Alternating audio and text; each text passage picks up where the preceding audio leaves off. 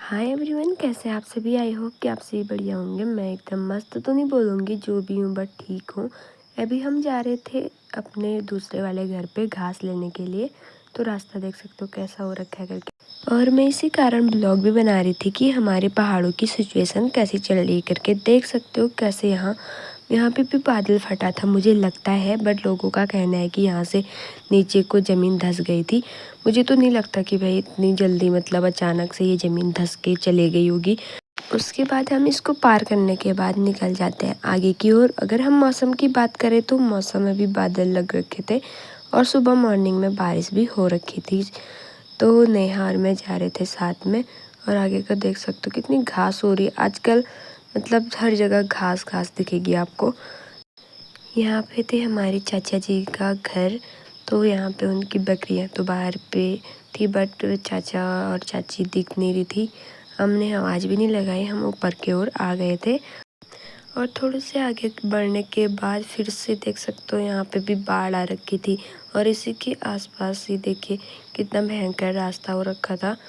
But इसके ऊपर जो यहाँ से दिख तो नहीं पा रहा, बट हमारे सामने इसके ऊपर पे ही हमारा मकान भी है। तो मतलब बहुत ज़्यादा खतरा हो रखा है कि मतलब कभी भी यहाँ बाढ़ आ सकती है और घरों में नुकसान हो सकता है। घरों में आधा नुकसान तो हो चुका है, मैं भी आपको दिखाऊंगी।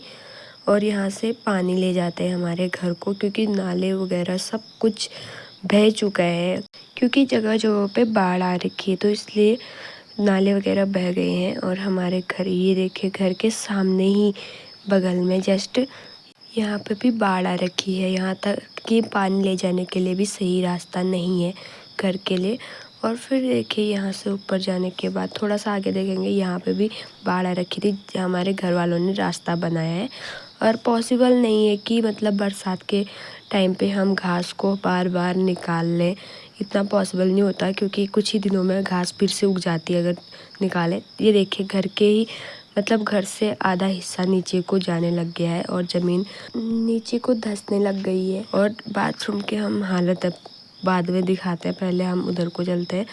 क्योंकि ये देखिए घर बना भी नहीं था अच्छे से, घर बनने को जा रहा था पहले ही। मतलब बाढ़ की वजह से ऐसा लगता है कि ये घर रुकेंगे नहीं, शायद अभी ना तो अगले साल तक ये घर नहीं बचेंगे, ऐसा मुझे लगता है। बट बहुत ज़्यादा खतरा हो रखा है कि रातों की नींद हराम हो गई इंसान की। और इसके बाद हम आ जाते हैं इधर की ओर, तो यहाँ पे हमें दिखते हैं माल्टे वगैरह हरे। तो हमें अभी खेत का काम भी करना था, तो हम लग जाते हैं अपने काम पे शुरू। और ये देखिए हमारे वहाँ ना जंगली जानवर घुस जाते हैं खेतों में। तो हमने यहाँ पे वैसे सुरक्षा के लिए बहुत चीज़ें की थी, बट फिर भी वो घुस के सब कुछ खा गया।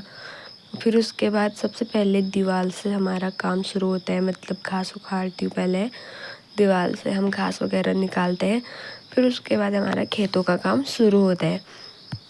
ये है हमारी कामदार सिस्टर नेहा, अभी ये मिट्टी को खोद रही थी, क्योंकि इसमें हमने अभी सब्जी लगानी है।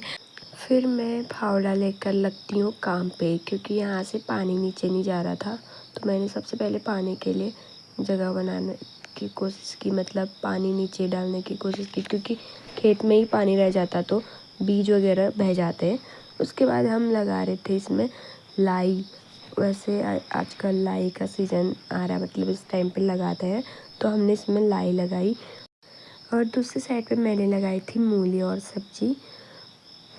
उसके बाद हमने बीज छिड़का, और बीज छिड़कने के बाद जो भी ऊपर पे घास बची हुई थी उसको भी निकाला अच्छे से। फिर उसके बाद काफ़ी मेहनत के बाद फाइनली हमारा काम होने जा रहा था। तो मतलब बहुत ज़्यादा मेहनत लगी, क्योंकि एक तो कल रात बारिश हो रखी थी, फिर मिट्टी भी गीली हो रखी थी।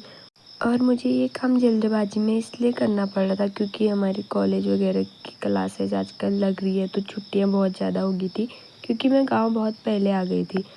इसलिए मैंने सोचा यार कि जल्दी करना पड़ेगा, फिर हम निकलेंगे 1-2 दिन में गांव से।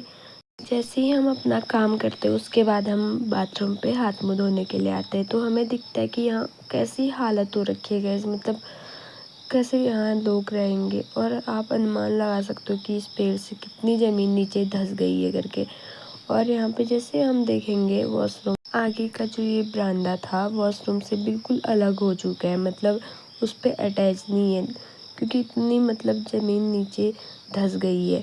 और तो और ना मतलब इतनी मेहनत करके कुछ नहीं बचने वाला।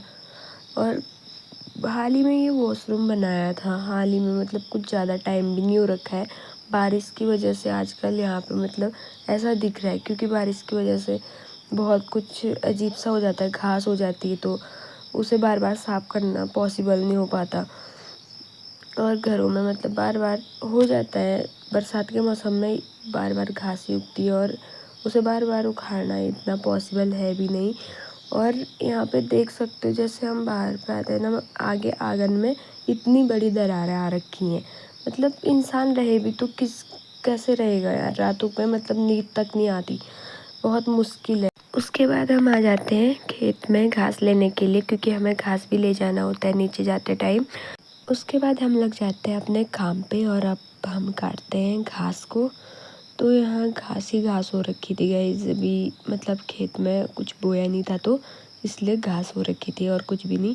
तो मैं फटाफट से काटने लग गई थी, क्योंकि मुझे मतलब जैसे और लोग काटते ना, ऐसे तो मुझे काटती तो हूँ, बट मुझे ऐसा लगता है यार बहुत लेट हो रही है, तो मेरा घास काटने का तरीका कुछ यूनिक है। और हम आगे फिर उसके बाद घास लेके ऊपर की ओर। और अभी मौसम काफ़ी अच्छा हो गया था और अंधेरा होने वाला हो रखा था, तो हम चलते फटाफट से घर की ओर। तो मैं घर आते ही सबसे पहले अपने आप को आईने में निहारती हूँ गाइज़। तो आप लोगों ने अगर नोटिस किया होगा पूरी वीडियो में, तो आपको मैं थोड़ी सी चेंज लग रही होंगी। अगर लग रही हो तो कमेंट करके बताना, क्योंकि मुझे लगता है मैं 1-2 दिन में ही अचानक से मोटी हो गई करके।